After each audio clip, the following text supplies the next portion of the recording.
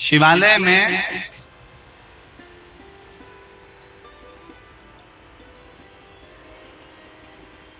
शिव महापुराण की कथा कहती है, शिवालय में 5 स्थान ऐसे हैं जहां पर बैठने से व्यक्ति खाली नहीं जाता। शिवालय में 5 स्थान है, 5 जगह शिवालय में। पहले नंबर पर ये 5 जो स्थान बताए गए हैं शिव महापुराण में शिवालय के, इन 5 स्थानों पर कभी भी बैठोगे और शंकर को पुकारोगे तो वहां से खाली नहीं जाओगे, वहां से खाली नहीं जाओगे। 5 स्थान शिव महापुराण में बताए गए हैं, जिस जगह पर बैठकर प्रार्थना करी जाए, निवेदन किया जाए तो व्यक्ति खाली नहीं रहते। पहले नंबर का है शंकर भगवान का द्वार, जहां भगवान शंकर के गण निवास करते, जहां शिव गण रहते। कभी भी मंदिर के अंदर जब प्रवेश करो, मंदिर के अंदर जब भी जाएं, मंदिर में जब भी प्रवेश करें तो एक बात अपने हृदय में रखो कि शिव की जो चौखट है, शंकर के मंदिर का जो दरवाजा है, चौखट है, उस चौखट पर, उस द्वार पर अपना हाथ का स्पर्श कर कर उसको प्रणाम जरूर करो, उसको निवेदन जरूर करो, उसको नमन जरूर करो, चौखट को प्रणाम करिए, उस चौखट को नमन करिए, उसको प्रणाम करिए। पहले नंबर पर है उसकी चौखट का प्रणाम। भगवान शंकर के मंदिर की चौखट को प्रणाम करिए, नमन नमन।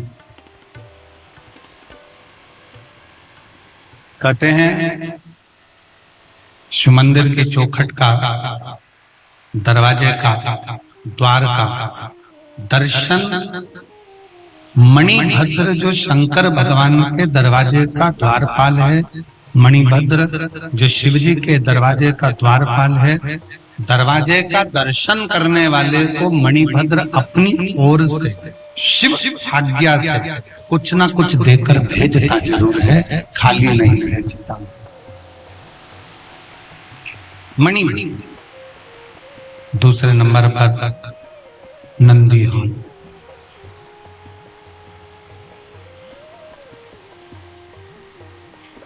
दूसरे नंबर पर है नंदी का हॉल, जहां नंदी विराजमान होता है।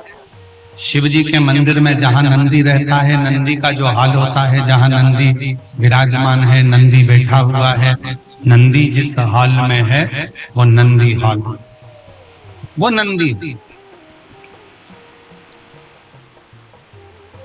मंदिर में शंकर के जब भी जाए, शिव के मंदिर में जब भी पहुंचे तो जहां नंदी विराजमान, उस नंदी हॉल में, नंदी के नजदीक में 2 क्षण बैठो, नहीं बैठ सकते तो नंदी के कानों में अपने मन का भाव कहकर श्री शिवाय नमस्तुभ्यम कहकर, ओम नमः शिवाय कहकर, या षडाक्षर मंत्र ओम नमः शिवाय, पंचाक्षर मंत्र नमः शिवाय बोलकर फिर वापिस नंदी। एक है शंकर भगवान की चौखट, दूसरे नंबर पर है शिव जी का नंदी हॉल। शिव जी के नंदी हॉल में नंदी के पास बैठकर भगवान शंकर से आप अपने मन का भाव जब कहेंगे तो शिव उसको स्वीकार। नंदी।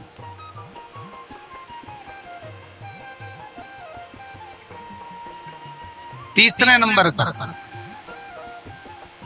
शिव जी के मंदिर के पास में जो कुआं हो, बावड़ी हो, तालाब हो, सरोवर हो, शिव जी के मंदिर के पास में कोई कुआं, बावड़ी, तालाब, सरोवर, नदी अगर हो तो उस सरोवर, कुआं, बावड़ी, तालाब और नदी के पास में 2 क्षण बैठकर शंकर के नाम का उच्चारण करने पर, शिव नाम का उच्चारण करने पर शिव देते जरूर हैं।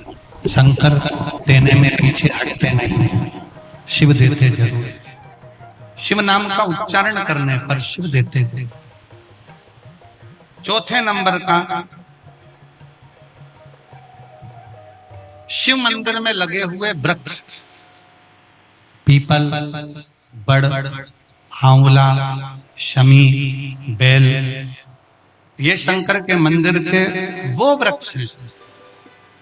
शिव मंदिर के शिवालय के नजदीक में जो वृक्ष लगा होता है, उस वृक्ष के पास में, उस वृक्ष के नीचे 2 मिनट 5 मिनट बैठकर शंकर के नाम का उच्चारण करने पर, शिव नाम का स्मरण करने पर शिव देते जरूर। ये चौथा स्थान, ये चतुर्थ स्थान, चौथा स्थान।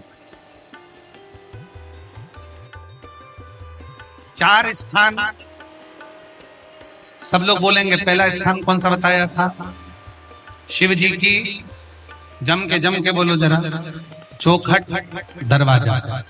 दूसरा स्थान नंदी के नजदीक में, नंदी हॉल में, नंदी के पास। तीसरा स्थान शिवालय के पास में जो कुआं हो, बावड़ी हो, तालाब हो, सरोवर हो, नदी हो, कुंड हो, वहां 2 मिनट 5 मिनट बैठकर बाबा से अपने मन का भाव जरूर कहना चाहिए। चौथा स्थान, जम के बोलो जरा, शिवालय में शंकर के नजदीक में, शंकर के मंदिर के पास में जो वृक्ष हो, बड़ का, पीपल का, आंवले का, शमी का या बेलपत्र का जो वृक्ष हो, उसके नजदीक में, उसके नीचे, उसके पास में बैठकर जो बोला जाता है, शिव उसको स्वीकार करता है और देता जरूर है। और 5वें नंबर का शिव पुराण कहती है, शंकर जी के मंदिर में उत्तर की ओर मुख कर, उत्तर मतलब शंकर जी का जो शिवलिंग है, ये जलाधारी है और ये पानी बहने का स्थान है। शिव जी के मंदिर का जो पानी बहने का स्थान होता है, वो उत्तर का होता है। तो आप जब दक्षिण में बैठेंगे और उत्तर की ओर देखेंगे, या उत्तर की ओर से दक्षिण में बैठकर शंकर का स्मरण, पूजन, दर्शन उत्तर की ओर कर करते हैं, या उत्तर की ओर बैठकर भगवान शिवालय में, शंकर के मंदिर में जो मांगते हो, शंकर वो देता जरूर है। ये 5 स्थान, ये 5 स्थान शिवालय में बैठकर, शंकर के नजदीक में बैठकर, शंकर के पास में बैठकर यहाँ शिव से प्राप्त किया जा सकता। तो पहला स्थान, जम के बोलो जरा, पहला स्थान कौन सा है? शिव जी के मंदिर का द्वार। दूसरा स्थान नंदी के नजदीक में बैठकर नंदी का हॉल।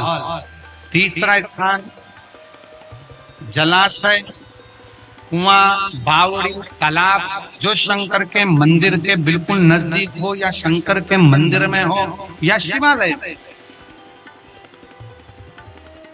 आप लोगों के स्मरण में है कि नहीं पता नहीं, पर मैं कहूं, कुबेरेश्वर धाम में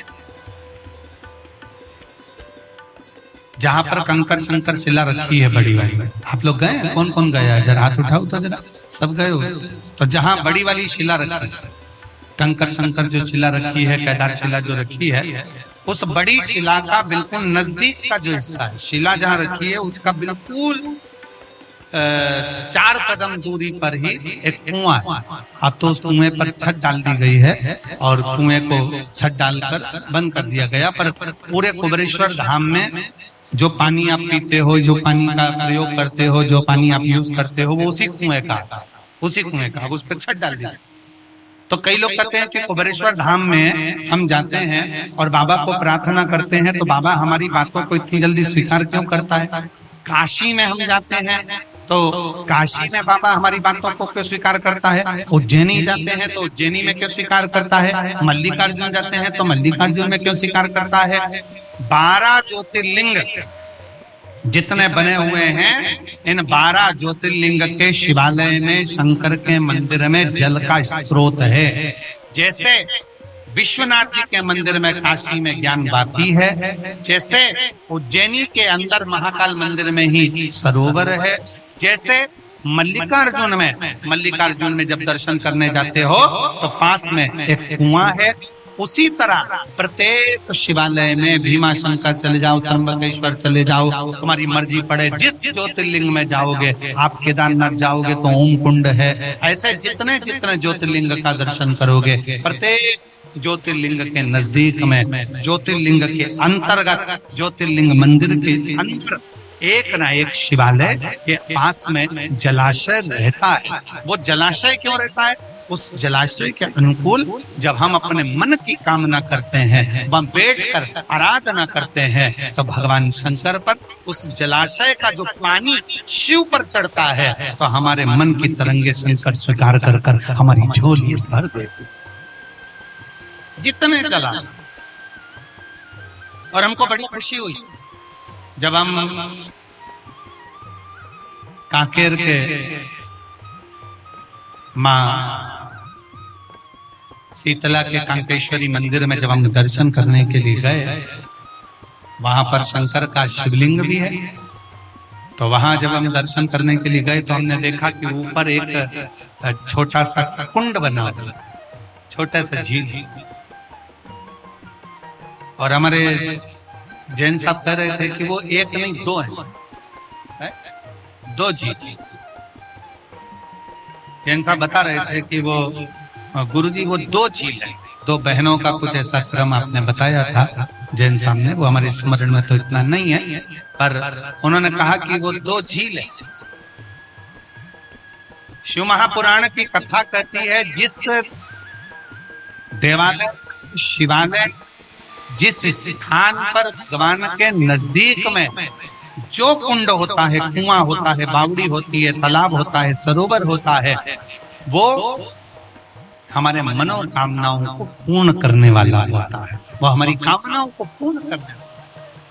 तो शिव पुराण कहती है, भगवान शंकर का संवाद कर रहा है कि पहला स्थान चौखट, दूसरा स्थान नंदीहाल, तीसरा स्थान शिवजी के मंदिर के पास में नजदीक में या मंदिर के अंदर कुआं, बावड़ी, तालाब शिवा के नजदीक में हो। शिवालय के शिव तत्व।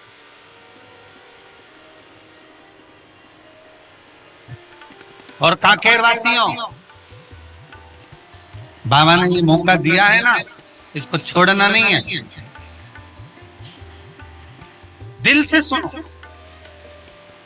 5 स्थान, पहला चौखट, दूसरा नंदीहाल, तीसरा जलाशय, चौथा जम के वृक्ष पेड़, मंदिर के अंदर, शिवालय के नजदीक में, शंकर के मंदिर के नजदीक में पीपल का वृक्ष हो, बड़ का वृक्ष हो, शमी का वृक्ष हो, बेलपत्र का वृक्ष हो, आंवले का वृक्ष हो, कोई भी वृक्ष शंकर के शिवलिंग के पास में, शिवालय के पास में, मंदिर के पास में है, तो वो शंकर का वो वृक्ष भी, उसके नीचे बैठ कर करा गया भजन भी हमें फल प्रदान, हमें फल प्रदान।